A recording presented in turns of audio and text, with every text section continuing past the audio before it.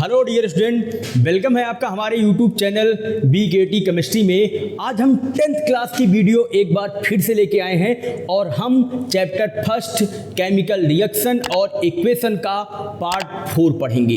इसके जो बचे 3 पार्ट हैं उनकी वीडियो मैं प्लेलिस्ट में डाल दे रहा हूं, आप देख लीजिएगा। हमारा टारगेट ये है कि विद इन 20 या 25 लेक्चर्स हम आपकी पूरी 10th की केमिस्ट्री खत्म करेंगे। एनसीईआरटी के क्वेश्चन सॉल्व कराएंगे, आपको इंटेक्स का क्वेश्चन सॉल्व कराएंगे, आपको प्रीवियस ईयर पेपर भी सॉल्व कराएंगे। मतलब अगर आप 25 आवर्स केवल दे देंगे तो 10th की केमिस्ट्री आपकी खत्म हो जाएगी। और उसके साथ साथ आपको आगे क्या करना है वो भी मैं बताता चलूंगा। तो आइए, वेलकम है आपका पार्ट 4 में। चलिए जानते हैं कि पार्ट 1, 2, 3 में हमने क्या पढ़ा। तो पार्ट 1 में मैंने आपको बताया कि केमिस्ट्री कहाँ से आई, कैसे आई, ओरिजिन कैसे हुई, कितने पार्ट होते हैं, बेसिक कुछ। पार्ट 2 में हमने पढ़ा कि फिजिकल चेंजेज और केमिकल चेंजेज क्या होते हैं, और थोड़ा एक्टिविटीज हमने पढ़ा क्या होता है। उस एक्टिविटी के आधे पार्ट पर रुक गया था, तो आज हम पार्ट 4 पर डिस्कस करते हैं। देखो बेटा, ऐसा है कि हम बात करने चल रहे हैं, आपके बुक की हम बात करें तो अभी मैं आपको बात करने चल रहा हूँ एक्टिविटी 1.3 की। एक्टिविटी 1.3 एनसीईआरटी क्या करना है, हमने एक कंटेनर लिया और कंटेनर में जिंक का ग्रेन्युअल डाल दिया। ग्रेन्युअल का मतलब टुकड़ा, जिंक डस्ट, इसको हम बोलते हैं जिंक डस्ट, ठीक है। ऐसे में जिंक के पार्ट डाल दिए, ये देखिए ऐसे जिंक के टुकड़े डाल दिए। देखिए 10th में लोग लैब नहीं कराते हैं, लेकिन एक्टिविटीज हमको ये इशारा करती हैं कि केमिस्ट्री बिना लैब के नहीं चलती, ठीक है। तो जिंक का हमने पार्टिकल डाल दिया और ऊपर से हम इसमें डालते हैं H2SO4। This is known as the sulphuric acid, इसको बोलते हैं सल्फ्यूरिक एसिड, ठीक है। एसिड किसे बोलते हैं मैं आगे आपको एसिड बेस साल्ट चैप्टर में बताऊंगा। हमने इसमें सल्फ्यूरिक एसिड डाला और हमने इतना सल्फ्यूरिक एसिड डाला कि जिंक का ग्रेन्युअल पूरी तरीके से क्या हो गया बोलो, डूब गया, इसमें डिप हो गया। तो बेटा इस एक्सपेरिमेंट का मतलब क्या है कि अगर Zn ने रिएक्शन किया H2SO4 से तो ये बनाया क्या, ZnSO4 और प्लस क्या बोलो H2। क्या बनाया, ZnSO4 और प्लस क्या बोलो H2। तो Zn react with H2SO4 then form ZnSO4 plus what H2। एक इंपॉर्टेंट चीज, हमने एक्टिविटी 1.2 और एक्टिविटी 1.3 की मैग्नीशियम ऑक्साइड हमने बनाया और यहाँ पर हमने ZnSO4 बनाया। इससे हम क्या सीख रहे हैं, इससे हम सीख ये रहे हैं कि दुनिया में ढेर सारे कलर्स हैं, दुनिया में ढेर सारे ऑर्डर हैं, दुनिया में ढेर सारे एक्सपेरिमेंट हैं। आप रिएक्ट कराओ, कुछ और नया बनता जाएगा। यही है क्या बोलो केमिस्ट्री। तो एक्टिविटी 1.2 और एक्टिविटी 1.3 एनसीईआरटी की हमें ये सिखाती है कि जहां पर भी चेंज हो, किसका, कलर का, किसका, ऑर्डर का, किसका, स्टेट का, सॉलिड लिक्विड बदल जाए, लिक्विड गैस में बदल जाए, गैस लिक्विड में बदल जाए, वहां पर हम किसकी बात करते हैं बोलिए, केमिस्ट्री की बात करते हैं। अब एक इंपॉर्टेंट पॉइंट देख बेटा, अब हम बात करते हैं स्टेट की। मैं आपसे बात करने वाला हूं स्टेट की, ठीक है। देखिए 3 स्टेट होती हैं, एक का नाम होता है सॉलिड और दूसरी स्टेट का नाम है लिक्विड और थर्ड स्टेट का नाम है क्या बोलो, gas. Solid, liquid, gas. Important, solid का सिंबल S, लिक्विड का सिंबल L और गैस का सिंबल G होता है। मैं आपको एक इंपॉर्टेंट पार्ट बताता हूं, ध्यान देना बेटा। मैं आपको एनसीईआरटी की एक एक लाइन और एक एक हेडिंग की मीनिंग आपको बताऊंगा। वो कुछ नहीं करना है, बुक लेके बैठो और वीडियो लेक्चर मिलाते जाइए, आपको सारे टॉपिक एक लाइन से मिलते चले जाएंगे, ठीक है। अच्छा देखिए, अगला टॉपिक है हमारा केमिकल इक्वेशन की, कैसे लिखते हैं केमिकल इक्वेशन और कैसे बैलेंस करते हैं, मैं उसी पे आ रहा हूं। देख बेटा, सॉलिड, लिक्विड, गैस। इंपॉर्टेंट, जब भी किसी रिएक्शन को तुम लिखो, जब भी आप किसी केमिकल रिएक्शन को लिखिए तो इंपॉर्टेंट चीज है उसके बगल में आप उसकी स्टेट लिखिए। हाँ, अगर नहीं लिखते हो तो कोई बहुत बड़ा पहाड़ नहीं टूट पड़ेगा, लेकिन must be right the state, ठीक है। जैसे ये जिंक का ग्रेन्युअल है टुकड़ा, तो बोलो जिंक अगर स्टोन की तरीके से होगा तो सॉलिड होगा, यस। तो आपको चाहिए कि Zn के बगल में क्या लिखो, बोलो सॉलिड लिखो। और H2SO4 मतलब एसिड है, ये लिक्विड के फॉर्म में होगा। अगर ये लिक्विड है तो इसके बगल में लिक्विड लिखो। और H2 हाइड्रोजन एक गैस है, तो इसके बगल में आप गैस लिखिए। इंपॉर्टेंट, मैंने एक एरो ऐसा लगाया, ऐसा एक एरो ऊपर की ओर लगाया। अगर किसी के बगल में एबव साइड एरो लगता है, इसका मतलब वो गैस है और रिलीज हो रही है। लेकिन फॉर एग्जाम्पल अगर किसी के बगल में एरो डाउन साइड होता है, इसका मतलब वो पीपीटी है। पीपीटी का मतलब प्रिसिपिटेट, वो बनकर कहीं कलेक्ट हो जा रहा है, वो निकल नहीं रहा है। तो ये पीपीटी के लिए सिंबल होता है, और ये जो गैस के लिए होता है, जो गैस रिलीज करती है। तो इंपॉर्टेंट फॉर्म है कि किसी केमिकल इक्वेशन को लिखते समय हमको बगल में उसकी क्या लिखनी है, बोलो स्टेट लिखनी है, ठीक है। चलिए आइए अब आगे हम बेटा बात करते हैं। आगे हम बात करने वाले ये हैं कि क्या कोई केमिकल रिएक्शन कैसे होता है और क्यों होता है। देख बेटा, किसी केमिकल रिएक्शन में दो पार्ट होते हैं, एक होता है रिएक्टेंट, और जो बनता है उस पार्ट को बोलते हैं प्रोडक्ट। ये देखिए, ये जो सिंबल है एरो का, ये बताता है कि इधर रिएक्टेंट है और इधर क्या है, बोलो प्रोडक्ट। इंपॉर्टेंट, इसको कुछ लोग बोलते हैं LHS साइड, और तुम्हारी बुक में लिखा गया है RHS side. LHS left hand और ये क्या है, बोलो राइट हैंड। ओरिजिनली इसको बोलते हैं रिएक्टेंट और इसको बोलते हैं क्या, बोलो प्रोडक्ट। अच्छा, एक और कमाल की चीज दिखाता हूं, रिएक्टेंट।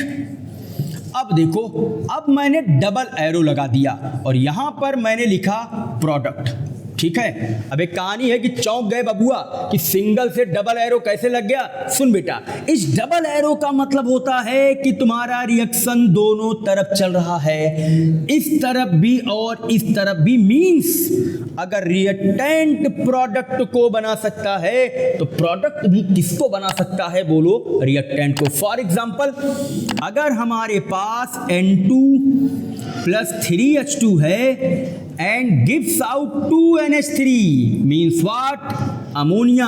इंपॉर्टेंट, अगर यहां डबल एरो लगा है, ये डबल एरो, इसका मतलब ये होता है कि ये रिएक्टेंट अगर प्रोडक्ट बनाएगा तो प्रोडक्ट भी किसको बना सकता है, बोलो रिएक्टेंट को। ऐसे रिएक्शन को बोलते हैं reversible reaction. Reversible, this is irreversible, एक ही तरफ जाएगा, एक ही तरफ जाएगा। ये क्या है, बोलो रिवर्सिबल। हालांकि इसका काम नहीं है, इसका काम 11th में आपको इक्विलिब्रियम में पड़ेगा। यहां पर इक्विलिब्रियम स्टेट होती है, क्या बोलते हैं, ये रिवर्सिबल, ये इरिवर्सिबल, ठीक है। अब देखो, कोई भी केमिकल रिएक्शन अगर हम लिखते हैं तो आपने 9th क्लास में देखा होगा कि हर रिएक्शन के आगे कुछ मैथ की डिजिट लगी रहती है, 2, 3, 4। इसको बोलते हैं balance the chemical equation.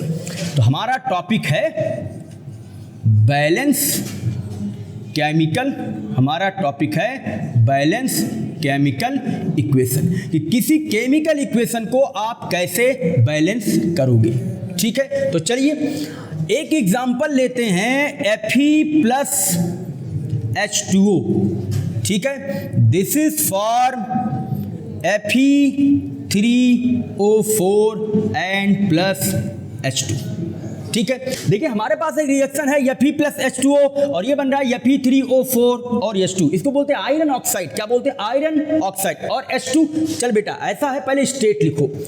Fe means लोहा, मीन्स आयरन। क्या होगा, बोलो सॉलिड। ये क्या होगा, बोलो लिक्विड। ये भी क्या होगा, बोलो सॉलिड। ये क्या होगा, बोलो गैस। स्टेट पर लिखते हैं, स्टेट नहीं भी लिखोगे तो काम चलेगा। अब मेरी बात ध्यान सुनो, अगर मैं दोनों तरफ देखूं तो इधर ऑक्सीजन 1 टाइम है और इधर ऑक्सीजन 4 कितनी टाइम है, 4 टाइम। तो सीधी सी बात है कि दोनों तरफ आपके product reactant side element equal नहीं है, इसको हमको इक्वल करना है, इसी को बोलते हैं बैलेंस केमिकल इक्वेशन। अच्छा, प्रश्न ये है, सबसे बड़ा प्रश्न ये है कि क्या हम किसी रिएक्शन को बैलेंस करते हैं तो क्यों करते हैं। देख बेटा, रिएक्शन को बैलेंस करने है ताकि केमिस्ट्री में दोनों तरफ अगर बराबर लगे, थोड़ा देखने में भी अच्छा लगता है। लेकिन मैं आपको हकीकत बताऊं, अगर H2 गैस के आगे तुम 2 लगा दोगे, अगर आपने H2 के आगे 2 लगा दिया तो ये उसकी स्टैच्योमेट्री बताता है कि 2 मोल लिया है तुमने H2,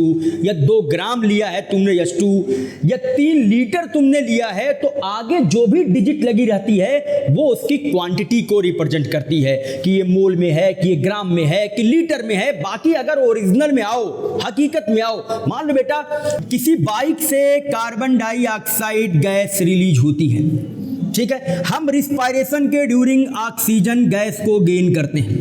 अगर मैं यहाँ 2 लगा दूं और अगर मैं यहाँ 2 लगा दूं तो बोलो तुम O2 को 2 O2 लेते हो या O2 लेते हो? लेते तो तुम ऑक्सीजन ही हो ना। तो 2 2 3 4 5 6 7 थोड़ी जाता है, मैथ की डिजिट नहीं जाती हमारे अंदर कि 5 6 7 8। ये बैलेंसिंग एक स्टैच्योमेट्री बताने का तरीका है। अब मैं बार बार स्टैच्योमेट्री शब्द बोल रहा हूं तो तुम सोच रहे होगे कि ये किस चिड़िया का नाम है। सुन बेटा, स्टैच्योमेट्री किसी की क्वांटिटी को बताती है।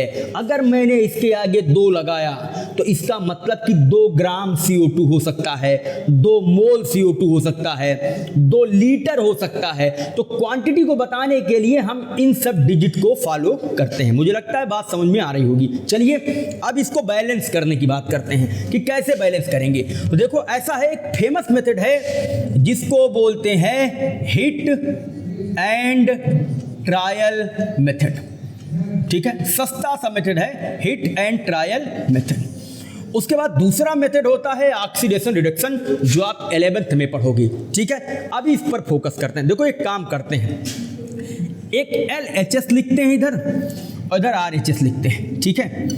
अब एक कॉलम बनाते हैं। देख बेटा कौन कौन है दोनों तरफ देखते हैं। देखिए बड़ा हलवा चीज है, बैलेंस होगा। देखो इधर कौन है तुम्हारे पास, Fe कितने टाइम है, 2 टाइम्स, सॉरी Fe कितनी बार है, 1 बार।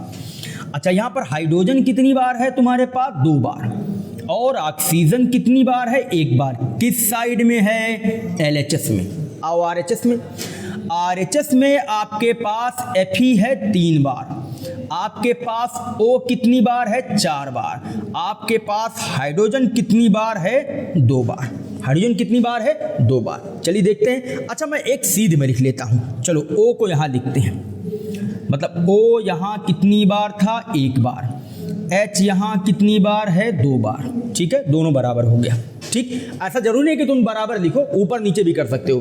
देख बेटा अगर लेफ्ट हैंड, अगर right hand side Fe 3 time है तो लेफ्ट हैंड साइड भी 3 टाइम होना चाहिए। तो क्या करोगे, दिस इज मल्टीप्लाइड बाई 3। अगर 3 से कर दे तो ये भी 3 बार हो जाएगा। अब 3 कहां लगाओगे, इस Fe के आगे।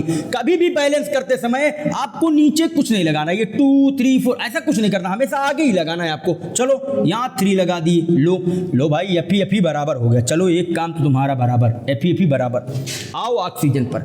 ऑक्सीजन इधर 1 बार है और इधर कितनी बार है, बोलो 4 बार। क्या करोगे, यहां भी 4 टाइम कर दो, 4 टाइम कर दिए, ये हो गया 4 टाइम करने के लिए ऑक्सीजन के आगे तुमको 4 लगाना पड़ेगा। चलो ऑक्सीजन के आगे आपने 4 लगा दिया तो 4 1 जा 1 और ये 4, तो तुम्हारा ऑक्सीजन भी क्या हो गया, बराबर। लेकिन एक नया नाटक शुरू हो गया।